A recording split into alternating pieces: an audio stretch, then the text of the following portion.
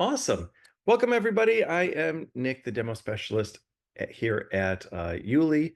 Normally, you guys see me here for the Travel Tech Cafe, flapping my gums about something to do with tech. But this month, I'm very excited to have Nikki Padilla with us, who is going to be talking to us about her use of tech and travel and her business. When we met to talk about her business, she is a whirlwind of 50 different things going on at once. But rather than me completely messing up everything that she's done, Nikki, why don't you let everybody know about you? Thank you. Yes, I think like most people in tours and activities, I have a very random path to land there. I did start as a tour guide very randomly, didn't realize it was a career when I started in it. And I was a tour guide in New York City because I thought people were doing New York City wrong. As a native, I would see tourists and like, that's wrong. You're doing it wrong. You don't really get the city. And so I became a tour guide to fix that.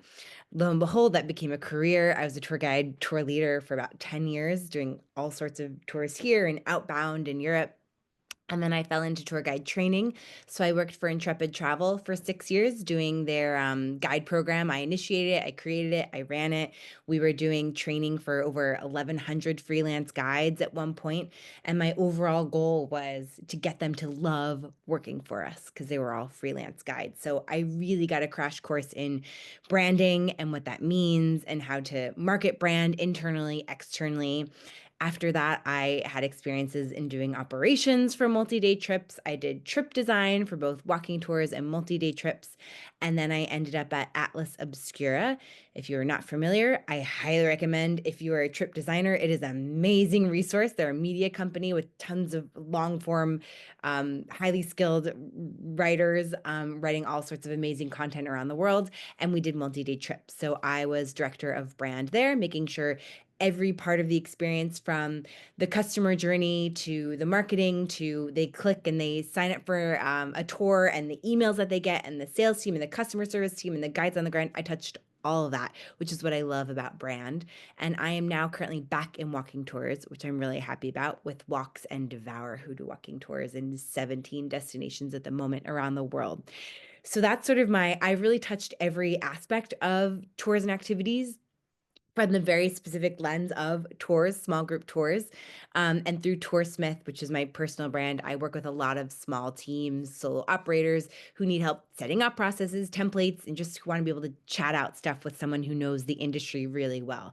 I'm always saying, there is a way the industry works. A very clear cut way. It's a little archaic, if I'm honest, but there's a way it works. You should understand that doesn't mean you have to work within that. So I really YouLi is a great example of a company who's really empowering people who are kind of doing things in a different way. And I love to see that. One thing that you just said is that you saw people doing New York City wrong. And I'm going to assume that that means that they go to the same old things, the same old everything, and they don't get that personalized experience. Okay.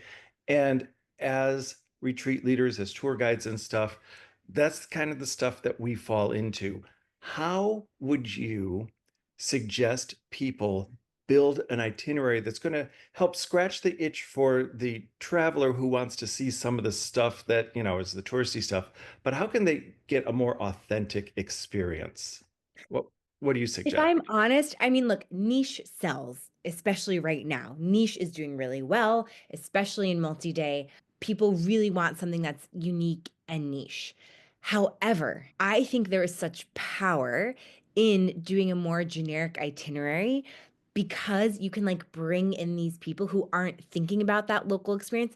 Because we could say, and now we're talking about real, like, lofty, responsible travel goals, right? But those people who want to be good travelers, they're going to go out and they're going to do their best and do their research. And it's great to cater to them to give them a product that they're looking for. And again, niche does really well. However, I'm really interested in like, how can I get the average person to New York City, for example, doing wants to do Times Square, wants to do the Statue of Liberty. I trap them with promising them Times Square and Statue of Liberty, but then I give them all this knowledge of great, welcome to New York City. Do not stop in the middle of the sidewalk, right? Do not when you go into the subway, don't, you can ask anyone for directions, just not as they're trying to get on the train. All these local tips to make people better travelers can go on any tour. So for me, it's much more about the content aside from the tour content. And I think any guide can do that on any tour. Absolutely brilliant. That's fantastic way to think about all that stuff. I've been on your site and I know that you talk a lot about technology and enhancing experiences. Can you share specific examples of how technology directly impacts your training or tour designs? Base level, I started when I was at Intrepid.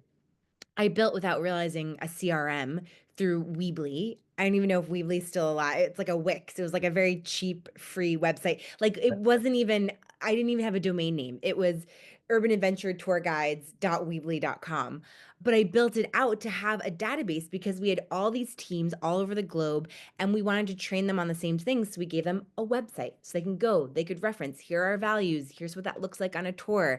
So I was already using technology very early on. And I think there are very clear technologies, especially now, that do a specific job, right? So, YouLi, for example, I'm always recommending people who are like, I'm getting stressed about payment. How do I take it? Someone wants to pay in euros. Great. Use a service like YouLi. They take care of that. They do it for you. You're going to be paying it somewhere, whether it's in credit card fees or to a platform. But now I'm learning more about adult systems. I was just on a call with Relato, Relato, and they're kind of like they would probably hate for me to say this, but like an Asana or a Trello, but very specifically for content marketing. And it does all these really advanced things. But honestly, I use a lot of spreadsheets. I love spreadsheets. I love them. And I use AI to help me. This morning, for example, I used an AI generated YouTube strategy which then gave me videos that we're going to produce in Florence. And then I used AI again to pull from that strategy and the videos that we wanted to do into a copy and paste into a spreadsheet so that I could give that to our in destination team. And it took me no time at all. And now, I have to go through and zhuzh it. But using that technology in my workflow is where I use it the most. That's fantastic. Well, you and I'm sure, are responsible for using 93% of every AI platform that's out there right now. Yes. Um, Yeah. I am Yes. on it all freaking day, just Yes. not only for my work, but just curiosity and answering questions and trying to reframe things for stuff. So yeah, I'm currently in Key West on day 2 of a retreat that I'm holding down here, and I'm starting to build next year's site already. So the morning has just been filled with building the new YouLi site and going to AI and using it to help me generate new ideas for next year. So what unexpected challenges have you faced when integrating new technologies? For me right now, in my role, I'm very lucky in that we have budget to experiment. So we're trying all the things, and the real challenges that comes up is they all overlap. So it's okay, there are all these tools. They do all of these things. Which ones work in sync? Which ones are really too similar and you can't use them together? Which ones aren't going to integrate? That's been the hardest now. I actually created in Excel a test tracking worksheet so we can start actually keeping track of like, okay, these are all the ones we're experimenting with. These are what we like about these and compare them. Which ones are the same likes that we have? Which ones fill two opposite things? And then a lot of these companies, which is great, is because they're so new often, they're very happy to work with you and hop on the call and talk. Like with that Relato call, it's like, great, we use Asana. How can you explain to me how to use Asana with this? Do we not need a how? So that's been the trickiest part is figuring how to find the best tech stack, I guess. Fantastic. I know in the early days of AI, I pretty much let ChatGPT or Claude or whatever just kind of like rewrite everything. And looking back, I'm like, this doesn't really sound like me. So how do you ensure that the human element of travel and the storytelling and the personal connections and all that stuff is not lost? I mean, on the tour experience for me, there's just no risk. Like, so long as you're investing in your guides, like it is a live person, right? It's so funny. I think when AI and all that tech stuff first came out, the guides were when people were doing, especially during COVID, virtual tours, and there was a lot of experimentation with apps and it's self-guide and all that. And there was such a fear amongst tour guides. But if anything, I think it's great because it's going to show the value of a tour guide and you can bump up the prices. Like there's just a live guide is a product in itself, right? So I really don't feel that there's any threat to that. whatsoever. I think when it comes to adding the human element in terms of marketing, then I think you need a very, very, very strong, clear brand guideline of the tone of the words that you use, of examples, and you can train up a chatbot to help you generate that, but I still feel like it needs that final human editor. And I do a lot of talk to AI, which is very helpful for me. I don't have it set up to do that, but I type as I talk. Okay. And so I have a much better sense of doing that where it's like actually in my voice. Yeah, I've been feeding it for months and months and months, so it knows how I think and all that stuff. I'm just curious, the people who are on the five or so folks who are on, from what you've experienced so far of Nikki's tech level, if we put her at a 10, where do you guys feel tech-wise you guys are, and how much you're using tech from a schedule from a level of 1 through 10? I mean, Is that compared to in expertise or in how much I use it? A 10 feels very gracious We'll, in my we'll, we'll, expertise. we'll put you at that 10 just so Yeah. that that's our benchmark. And go ahead, put your answers in the chat. I feel, and I use tech all day long, compared to how much tech you're using, I feel like I'm at a 4. So Oh, wow. you're giving me a lot of inspiration to saying, oh, I should probably be automating more of my systems and using it to, not fly so much by the seat of my pants, but, actually have more of a, marketing plan or whatever. One of those productivity sayings is that the hardest part is just getting started. And I know some techniques are like you set a timer for 10 minutes and you just go. And then you end up usually working more than that. But for that's my what I use AI for is like I have a blank page. I just need to fill it. Then I can start and I can go through. But ChatGTP, especially, even the free version, just helps me start. Yeah. Yeah, yeah. So, what do you think is the biggest barrier to technology for most traditional tour operators, and how can that be addressed? Cost. Yeah. Cost time and money. Right? Because I think the trick is, yes, these platforms save you a lot of time. Um, and they save you a lot of expertise. I'm a generalist, so I think they're a real like boon to, or they're a real benefit for generalists to not have to go and learn each specific skill that you need. But you still need to put the time into it. It's not taking away your time of the task, it's taking away the admin work. So I found it almost replaces with as much work of then, okay, what are we doing with this data, right? Is this useful? I've used ChatGTP to pull a lot of reports. And with that comes a lot of, okay, the metrics we're pulling, I can't get it to give me a report. So that tells me that the metrics we're pulling are useless or we need different metrics. So how do I go back? So it's constantly, um, I'm having to constantly go back and reevaluate based on what I'm finding through ChatGPT TP or even maintenance of things. Like you can have, I mean, I love Asana. And so I'm a real deep Asana user and we have an agile program set up right now through it, but that takes work. It takes a lot of time to go in, keep it updated, make sure everything is fresh. It takes meetings to go through it, making sure everyone else is keeping it updated. There's still time that needs to be put into these technologies. And I think people don't account for that. Yeah, I'm a solopreneur. I fly solo, so I don't have anybody else that I need to work with. But I always feel that when I bring on a new piece of technology, I feel like I'm almost training a new employee. Yes. And, it takes that time for it to respond the way that, so it learns the way that I'm using it and stuff. So yeah, cost is certainly, uh, you know, up there, especially for anybody who's a small solo entrepreneur, and the time that is generated. But fortunately, I enjoy that kind of tinkering and figuring out and stuff like that. And I love seeing how technology progresses. So I think that's very cool. In the comments, we have somebody who said, user knowledge, they feel that they're an 8 compared to your 10.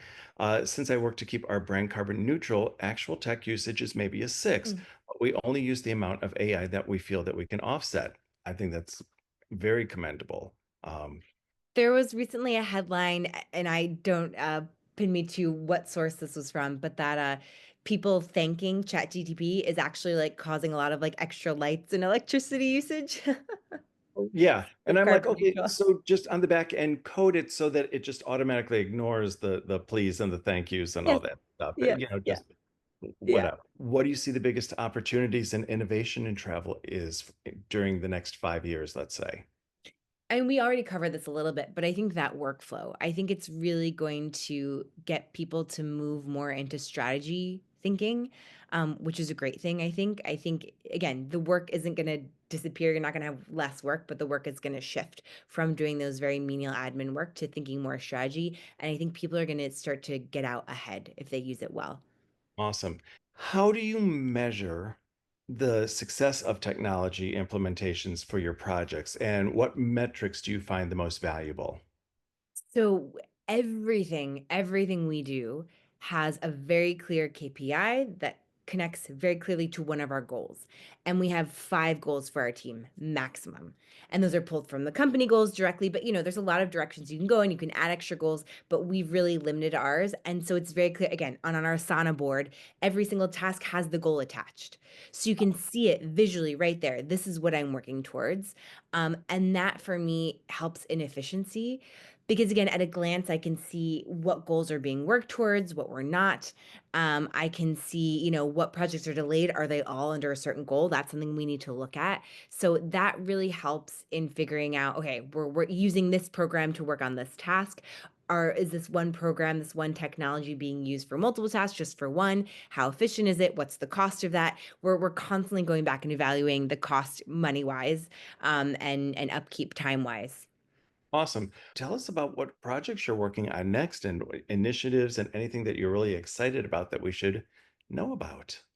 I've been doing a lot of work with content creators who are creating multi-day tours. It's just a passion of mine because there's so many content creators making tours and they have no idea they're tour operators. And I love being the one to be like, oh, you're a tour operator and this is how this works. And there's a whole system. So I'm actually, if anyone is in New York City or the area, I'm running a workshop as part of the Women in Travel Summit. It's open to all genders. And I'm going to be running a live workshop in New York City, which I'm really excited about on May 18th to kind of give a crash course of this is how tours and activities works traditionally, and then how to think outside of that box. We're getting answers about the teams. So we've got one person who's a solopreneur. They have one VA. They tried to activate other VAs or interns, but that did not work well for them. I've got somebody else who said that they work with a small team, and we have 11 full-time staff at my travel company. Wow. And then another person said they're a small team of three plus an on-need basis or PRN contractor. So yeah, we're kind That's of where everything's moving, I think. Like I'm seeing that as a real trend of it's a very small team and then they're contracting out a lot of the work, which also makes a lot of this tech difficult because you usually have to pay per seat. yeah. So how can you integrate? How can you bring in people? And we're talking about this very up until now, very like in large terms of like the technology. But if anyone has any specific questions about specific tech programs, then we can talk about that as well. Let's pretend that everything that you gave today is brand new, fresh information for the folks who came today.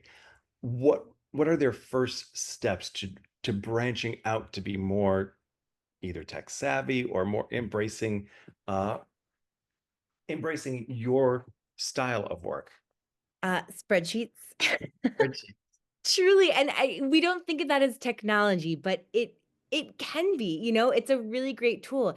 And I use for those of you who aren't like comfortable in Excel or don't love it, I use ChatGPT for everything because you could really say, "Hey, I want this column to light up green when this column says this," or that like you can really get the very, very specific things to automate it. And I think a lot of people that I talk to, everything lives in their head or everything lives in their inbox. And that's very hard to then be able to sit back and look at a strategy. So I use spreadsheets to put everything down when you're working with contractors coming in. They can look at it at a glance.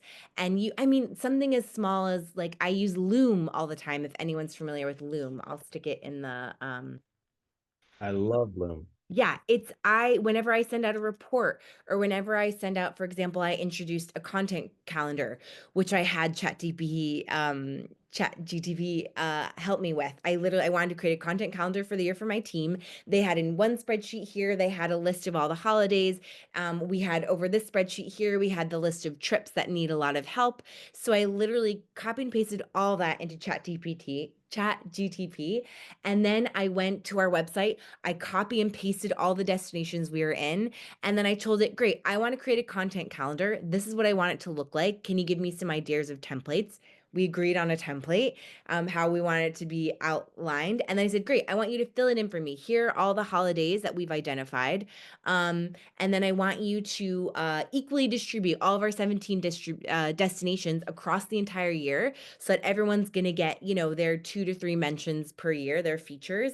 But I want you to start with these 5, the cities that need the most help right now. And I also want you to make sure that the cities are going to be equally displayed. So it's not like you see Rome a couple times in quarter 1 and not at all in quarter 4. And I want you to keep in mind the holidays and align any destinations that make sense. Generate. And then again, there's tweaking that need to be happen, but that was able to then give me the entire content calendar. So here I have this content calendar. Now it's set, everything's equally distributed. And then I create a Loom video over it when I sent out to the teams that, hey, just so you know, to our in destination teams, it's like Rome, New York City, just so you know, here you can see where your city is going to be featured. If you have any other holidays we should know about, let us know. And doing it through that video gave people that, that trust. Here was a person, the marketing team is talking to me specifically. And it took me 2 minutes to record. So that's just an example of, again, these aren't like these like big programs that I'm paying for. That's a free version of both of those, but it's a way that I use tech in my day-to-day that had such a bigger impact than me spending all the time to create a content calendar, and then to just email it to people and then it doesn't go anywhere, right? Loom is one of those tools that Loom and Canva are my two go-to tools that I will gladly pay almost any amount of money. I will mortgage my home for them because I use them all day long. Loom, especially for my customers, for that high touch profile.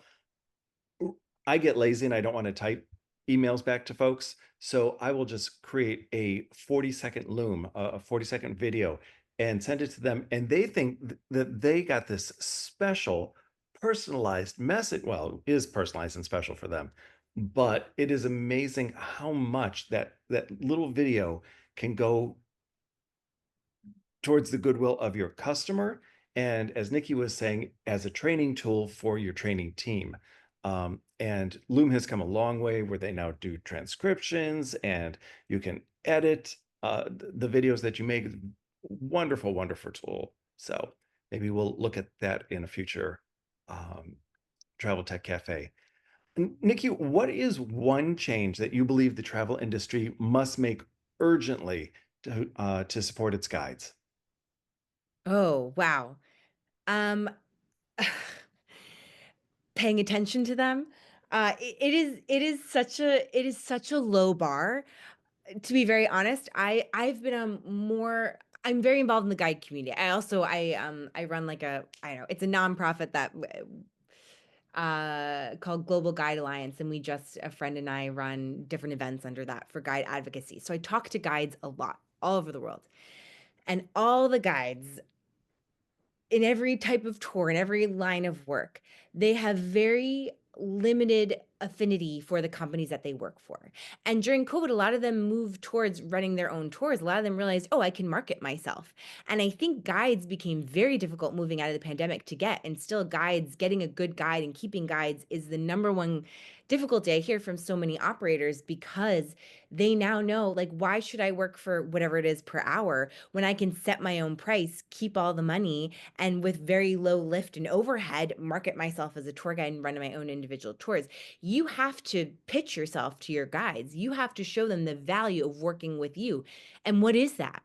That could be anything. That doesn't, and I'm talking about leaders, tour leaders, and tour guides. Like, everyone will say, oh, but I can't pay more. That's fine. What else can you offer? Can you offer training? Can you offer, do you keep them in the loop? Such a low hanging bar if you work with the same freelance guides is like keeping them in the loop with your company. No one does that. Someone signs up to work with a company and they only hear from them when they have a bad review, to assign the tour and when they have a bad review. Those are the 2 times the average guide hears from any company they work for. Sending them a regular newsletter saying, hey, here's some new tours we have.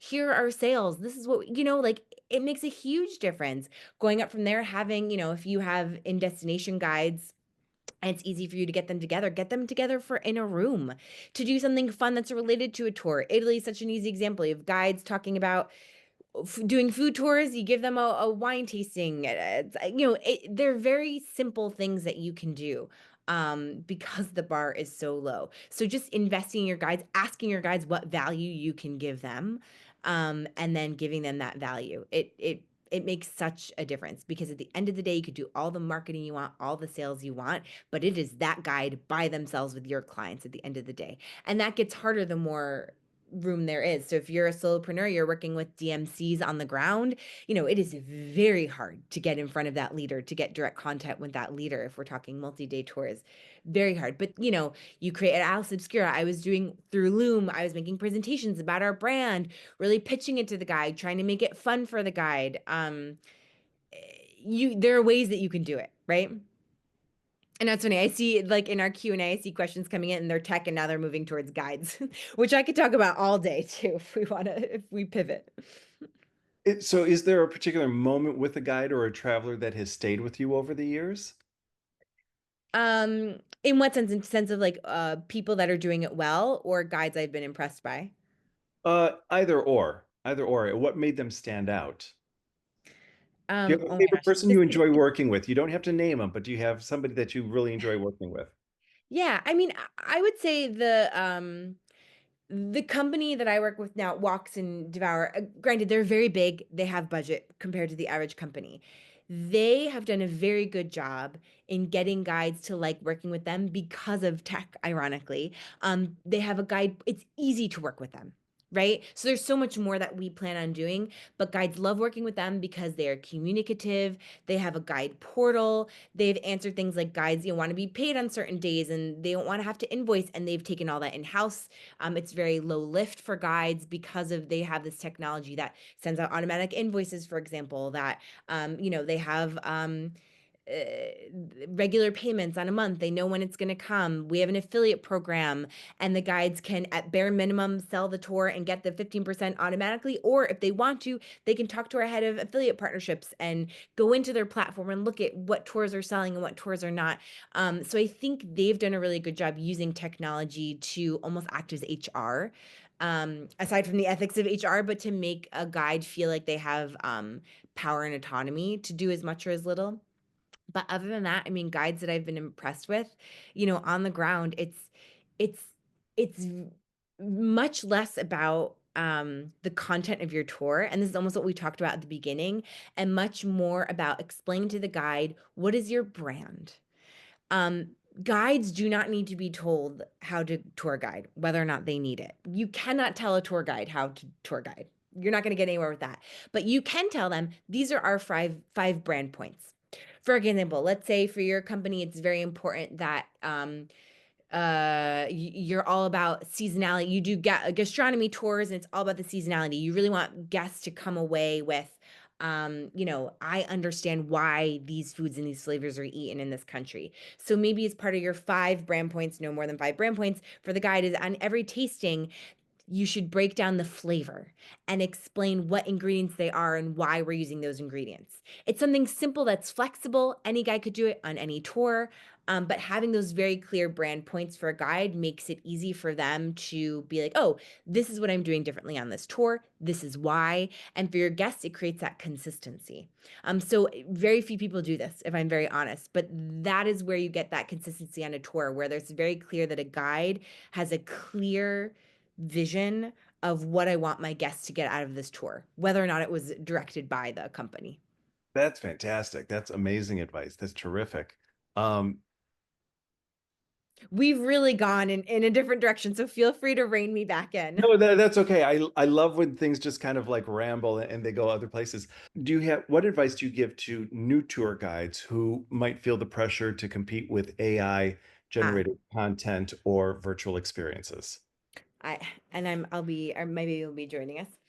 Um, I would say to not compete, right? Like again, the value of a live tour guide is to be that live tour guide. And so that is your value. Explaining that cost, right? And on your website, in your social media, explaining, I'm a live tour guide. This is the value of that. And this is why I cost more than going off and doing your own self guided tour. And that goes the same. I talk about this a lot with people who do retreats and multi day. Like it's a hard sell, a couple $1,000 trip. So you need to put right at the top of your site, this is why this costs this much. Whether it's, you can't get these experiences on your own, or whether it's actually you would pay 10 times this amount if you didn't do it with 10 other people. But explaining to people why it costs what it does. I've done a few workshops where I've brought in guests, like actual travelers, which is so cool to like see them answer questions. But I've watched guests during these workshops like go through a website, and we've like watched them live, like what they click on, and ask them questions. And it comes down to they want to know, how much does this cost and why? Excellent advice. I see a couple questions in the Q&A. Good. I was just going I- to ask if there were questions. Go. Do you see them? Yeah, yeah, yeah, yeah. I have Go them ahead. open. The first one is about technology tools to set your tour apart from others from a sales perspective.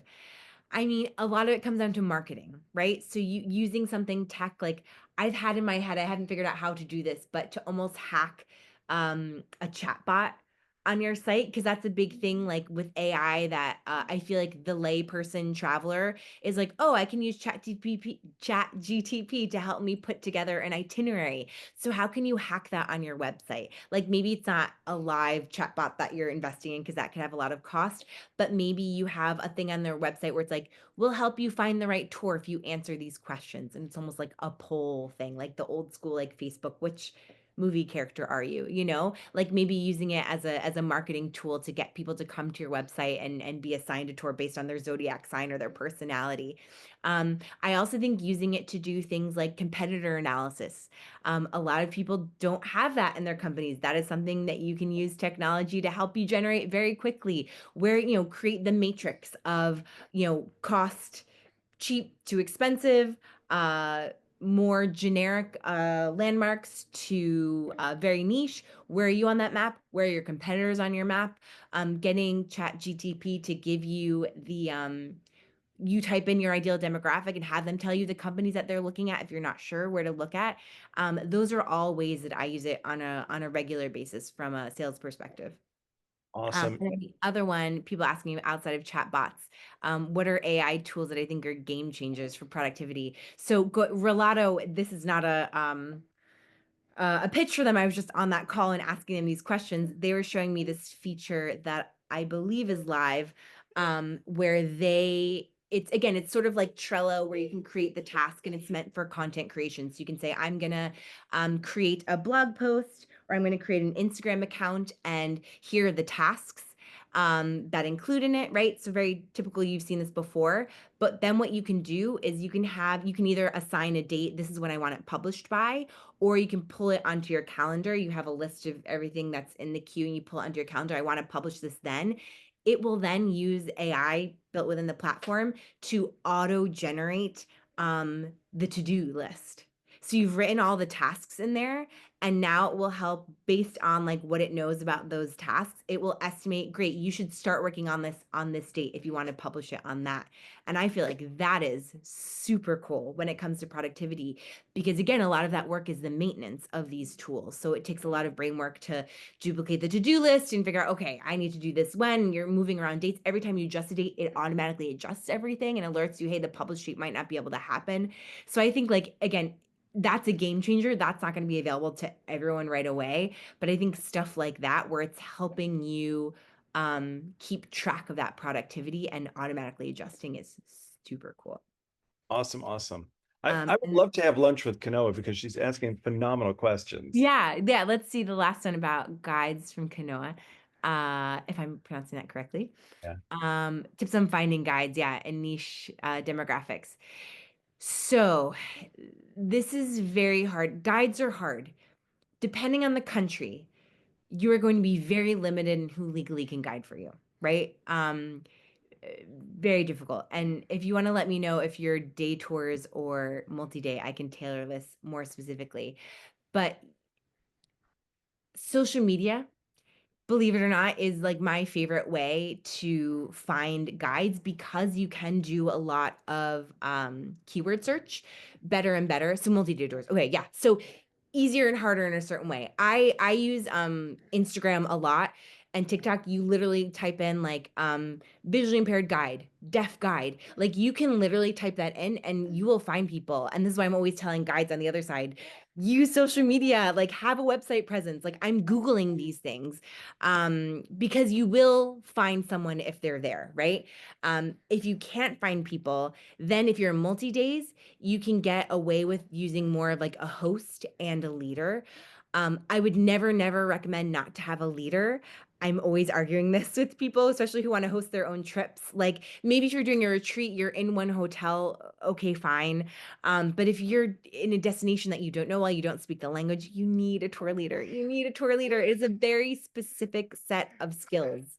My baby agrees with me.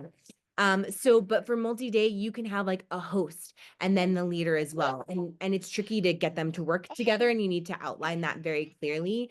But you could search for the person who is visually impaired, who is deaf, and they would be the host. And that way you can get around the legalities. And I'm not saying like again, you should also employ the guide, but you can get around the legalities because it's going to be very hard to find a blue badge guide in London who also is deaf, for example. Because there's going to be there's those tour guide licenses, especially in Europe, are very political and they're very closed off. And it's a very specific demographic of those who are able to attain them. So it can be very tricky if you're looking for niche guides. Amazing. And Kanoa says, thank you for your knowledge and insight. Uh, Nikki, as we get ready to wrap up here, why don't you let us know where folks can find you, what sites they should be looking at for you, and all that good stuff. Yeah, I'm on LinkedIn. I love LinkedIn. You can always tell how busy I am based on how much I post there. Because I'm usually like I'm like a very active LinkedIn user, but if you see like no posts from me, you know I'm like really busy at the moment. But feel free to reach out with me. I'm checking it every day. And then my website, I'll put it in again here, is Toursmith, and this is just where I post any activities or projects that I'm working on outside of my 9 to 5. I say it in quotes because it sounds like I have a banking 9 to 5. I don't. I work within travel, but all my other side projects are under Toursmith. Awesome. Awesome. Awesome. Well, Nikki, I want to thank you for coming in today. Your flood of information and knowledge. I'm going to go back and certainly watch this video 5 or 6 times at least. And I am really, really looking forward to our paths crossing again in the future. I'm going to make sure that I follow you on LinkedIn so that next time that you do an event in New York City, that I'm going to be lurking in the background. So Yes, please. you were absolutely wonderful. So on behalf of everybody at YouLi and our guest today, thank you so much for being here. Everybody else who came today, thank you so much for spending some time with us. We'll be back next month with another fabulous topic, and I look forward to talking with you guys then. All right. It was a pleasure. Thank you, everyone. Peace out, everybody. Take care. Bye bye.